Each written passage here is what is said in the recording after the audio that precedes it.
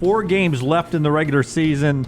They're all big ones for Auburn and Alabama. They're all tough. Let's talk hoop with Richard Hendrix. And you see him on the SEC Network and ESPN at rhendrix35. He is with us now on the JohnstonRVCenter.com hotline. What is up, Richard? How are you today? Hey, guys. Doing great. Thanks for having me. Yeah, we always appreciate the time. I'll start with Alabama beating Kentucky. We were discussing this earlier. It's a testament to where Natos has this program that sweeping Kentucky in the regular season is kind of what you're expected to do now. And that's wild to consider when you consider the history of Kentucky basketball.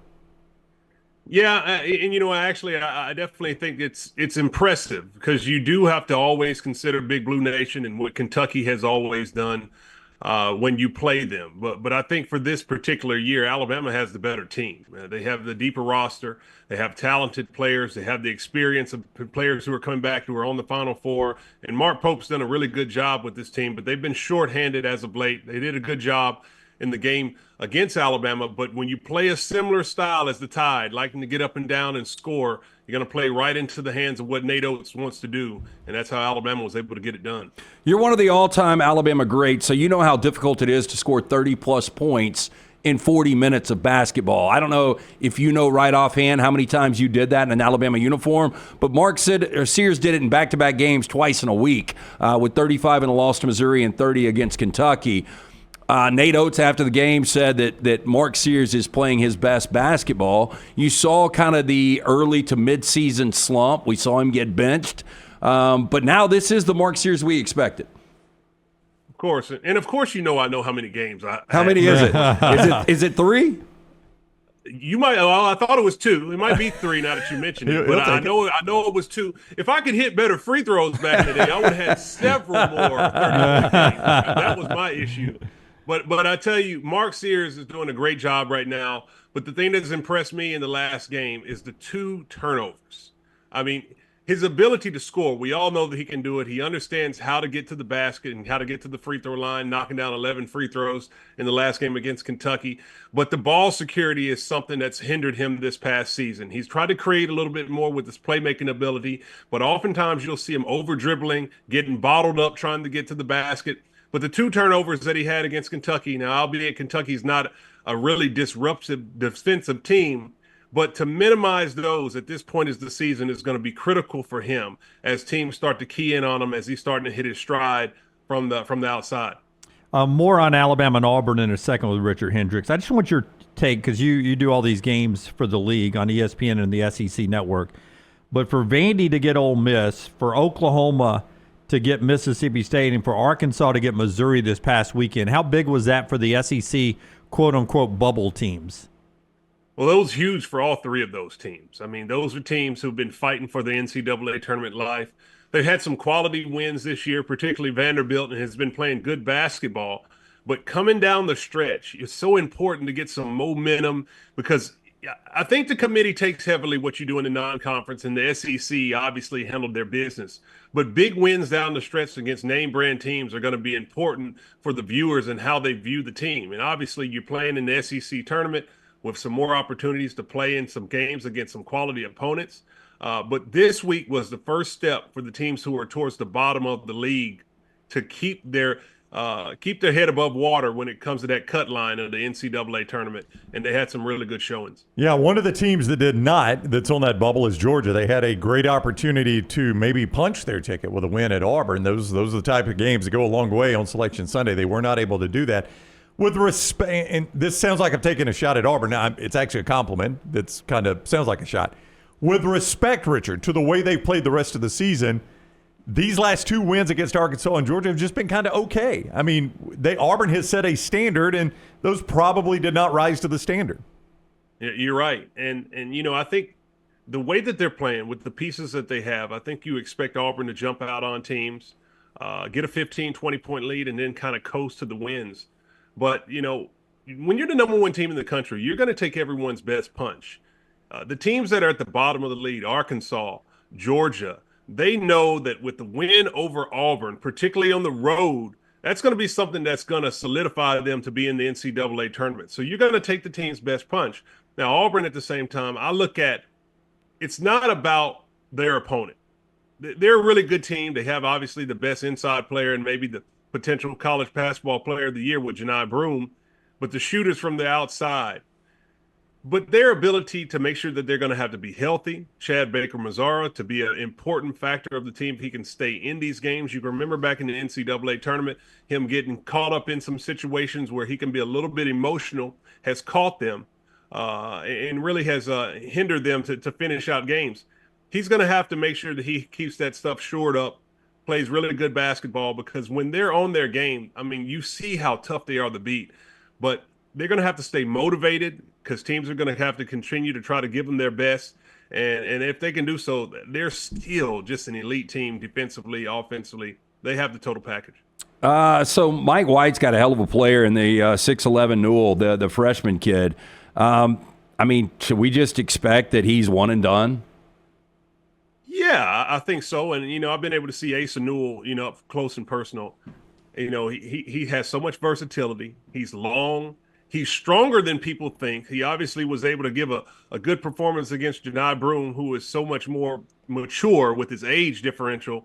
But he's a top-level player. He can score in the mid-range. He can shoot the three ball. He can rebound and defend. He changes ends very well. I think the thing for fans need to understand is oftentimes there's no translation or correlation to a good college basketball player and an NBA prospect. And oftentimes you'll see a lot of freshmen who are not polished will be your top NBA draft picks. Asan Newell's a little bit different. He's had the production. He showed leadership skills this season for Georgia. And you see on display him going toe-to-go against Johni Broome that even though Johni Broome will be probably the National Player of the Year and the SEC Player of the Year, Asan Newell's name will get called first in that NBA draft that's coming up soon. And it'll be difficult, even if you see the older guys who've been in college for multiple years, to even get their name called, depending on how the draft goes and which teams are in certain situations. So it's a difficult thing to how you got to watch college basketball when you're comparing it to who's going to be a pro prospect and how their future is going to be at the next level in the NBA. But Asan Newell is one of the guys, for me, who checks off the boxes of being a quality college player and has potential to be a really good pro. Okay, follow me here. I get older and my dots don't always connect. So follow me, Richard. Alabama's final 4 games. 5 seed Mississippi State, like a Sweet 16 game. 2 seed Tennessee, like an Elite 8 game. 1 seed Florida, like a national semifinal game. 1 seed Auburn on the road, like a national championship game. I mean, this is like the last 2 weekends of the NCAA tournament toughness-wise for Alabama down the stretch here. It is. It's tough. And I'm going to be honest with you. As far as personnel is concerned and what you saw from Alabama this past game, a key factor will be the 4th-man position. If Grant Nelson, Jaron Stevenson can step up and be big-time contributors, potentially, specifically when it comes to their point production, that's going to be a position. If they can win that matchup, it's going to be huge for them. And with that being said, all of those games are winnable games for Alabama. I mean, make no question about it. It's not as if they can't win them in this gauntlet. They take it game by game. It's going to be a different challenge and a different style in each one of those games. But Alabama has the personnel, they have the talent, and they've been able to show the class to get it done. And they can really surprise people at how they can handle these games down the stretch. So Aiden Holloway has been incredible off the bench, obviously, for Alabama. We assume he is going to be in that starting lineup next year. I mean, what does it look like when a guy like Holloway, playing like he is right now offensively, starts getting 35 minutes a game? Well, I don't know how much the extra time will translate to extra points and more production. I definitely think that when you have a deep team like Alabama does, being in the starting 5 doesn't matter. You have to be able to come in the game and work your minutes when your number is called. And Aiden Holloway comes in and he plays with the mentality that he's the number 1. And with the possessions that Alabama will play, the style that they can go up tempo, the guard play, and having a lot of opportunities to get shots from the outside to get going, he's been able to adapt and take on that role really well. I think moving forward, you get in a glimpse with Mark Sears, who will be going in his final year this past year and doesn't have any more eligibility, that you'll definitely see what Alabama can have with Aiden Holloway next season in that leadership role, that he is definitely more than capable, able to handle the load. And maybe he'll be able to add even more to the game to be even more productive, not just only as an outside shooter, but a playmaker for others and then finishing around the basket. Richard Hendrix for a few more moments, SEC Network and ESPN. He's on the JohnstonRVCenter.com hotline. There's the old saying, if you watch someone long enough, they'll tell you who they really are. It's some variation of that saying. I probably got it wrong. I don't know if the selection committee does that, but did Texas tell us Saturday who they really are? To go on the road and lose at South Carolina when you're playing life on the bubble, that one might be a dagger. Come on, man. South Carolina's fighting for their lives. They're doing great, man. They needed to win. I think it is a dagger just because South Carolina was winless. Now, I don't think them being winless in the SEC is a reflection of how good that team is. They've been able to take a lot of teams down to the wire. They just have not had what it takes to get a win. But finally, to get it done was huge for South Carolina. You have to give Lamont Paris and that team some credit for what they're able to do. But if you're Texas, that's just a game you cannot lose. I mean, even if it's on the road and it's a tough environment, you have to stack some wins down the stretch. And that's just one where people are going to look at the record and say this was a winless team, and they were the one to get off the schneid by knocking you off. I don't know how much that really helps your NCAA tournament resume. Okay, take your right hand. I'm going to tie it behind your back, make you go one-handed here, filling out your NCAA bracket. I take Duke and all the SEC teams. You give me the team that's left. No Duke, no SEC team. Give me the one team that you would fill out your bracket right now that could win the national championship. No Duke, no SEC team. No Duke, no SEC. Well, that's hard to do. You look at your top 15. That's the only teams that people seem to talk about all the time. Well, hell, listen, Richard, I could sit here and talk about the top 15 teams. Well, that's why you're here. Great Big 12 matchup tonight with Houston and Lubbock against Texas Tech. So we'll see a lot right there. I mean, you're the one with the big basketball mind. I'm just I'm the poll reader. I'm the sportscaster. I was still stuck on having my right hand tied behind my back, and I was immediately thinking about how can I use my left hand as a player that's right-handed and players can't go both ways anymore. I was thinking initially, I was like, I'm pretty good with my left hand. I think I can finish around the basket. That's where my mind was first. Yeah. But I will have to I will have to lean on Houston. Houston's playing really good basketball. That's a team that in the NCAA tournament, they defend so well. And what they're able to do to just choke you out. I mean, that's a team you don't want to play. You got these neutral site games. It's hard to shoot shots with the depth perception of huge arenas, unfamiliar territory, and defense is something that travels. LJ Cryer's been shooting lights out. Emmanuel Sharp is a really good player that's been shooting the ball in clutch moments. Kelvin Sampson has his team hungry. They've lost some games in the SEC this season against SEC opponents and starting to play really good basketball. That's another one. I would have to link with them as my first pick. And I'm going to jump on the bandwagon. I know this is going to seem, crazy, but Rick Pitino and St. John's. Don't do it. I mean, listen, it's incredible. You have to give this man his credit. He's taken Providence to a Final Four. He won a national championship at Kentucky. He's won a national championship at Louisville. He had Iona in the NCAA tournament, playing Alabama in that first-round game. And here they are in St. John's in year 2. Knocking off UConn, the defending back-to-back champions, twice in the same season.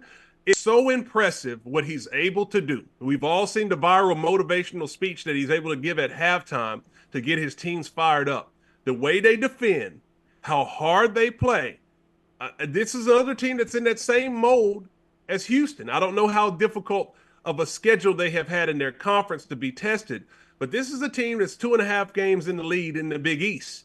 And probably with a few games ago, you're just one more away from going ahead and clinching it. That is so impressive.